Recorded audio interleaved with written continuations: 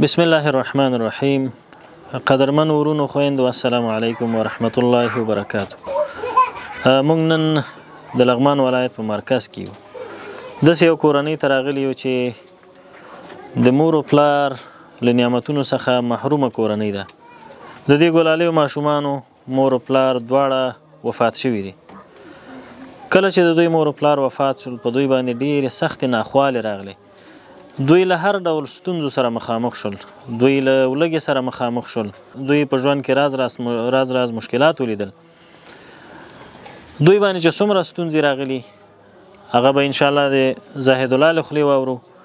خو د دې ستونزو په منځ کې الحمدلله الله تعالی ور باندې داسې یو مشفقه ټولنه برابره کړه چې د 2 کالو راهیسې د دوی سرپرستی په غاړه لري او هره میاشت راځي دوی ته خپل معاش ورکوي. د مور او پلار د مړینې نه وروسته تر دې چې احساس دوی پیدا کوي او دوی سره مرسته کوي په دوی چې څومره ستونزې تېرې شوي دي هغه به انشاءالله زاهد الله خپله قصه وکړي او د احساس د مرستې نه وروسته چې د دوی په ژوند کې څومره مثبت تغییرات راغلي انشاءالله دا به هم له زاهد الله نه واورو. نو اوس ته څومره خوشحاله یې چې هره میاشت تا سره احساس کومک کوي. دا 2 کاله شو مسلسل ستا په ژوند کې څومره تغییرات راغلي دي؟ یاره ډېر تغییرات راغلي اوس او اوله کې چې مور او پلار مړه شوله ډېر موږ هغه ولو او اوس ښه یاستو د الله رحم ده. اوس درس ته ځې تعلیم هو بلکل. پلار مې ژوندی او زه عمر نه کم وم او هغه د هېڅ ما ته ضرورت نه اوس ما کار کړی وی هغه کړی وی. اوس مې څه پلار وفات شو اوس ما ته ټول اعتماد په غاړه دي. درنو دوستانو د زاهد الله جان خبرې تاسو واورېدې چې کله د پلار وفات شو له ډېرو ستونزو سره مخامخ شو.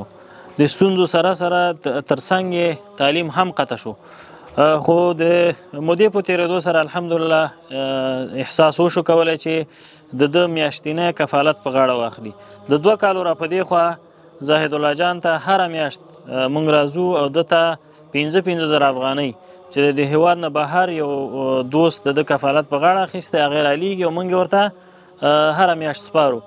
خو دوی دغه 15,000 افغانۍ نه بس کېږي ځکه د کور تعداد 8 نفره دی. د دې مور او پلار دواړه وفات شوي دي.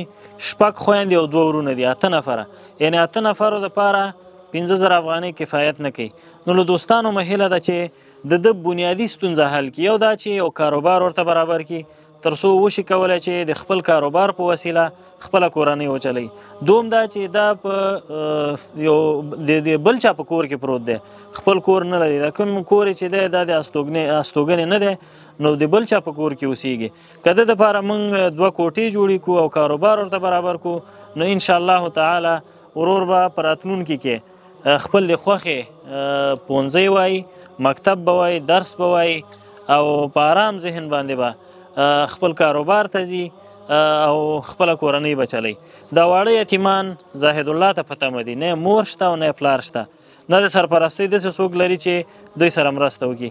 نو هیله مې دا ده چې د دغسې مظلومو بیچاره و یتیمانو لاسنیوی وکړي او د دغې په سرپرستۍ کې تاسو د الله رضا خپله کوي.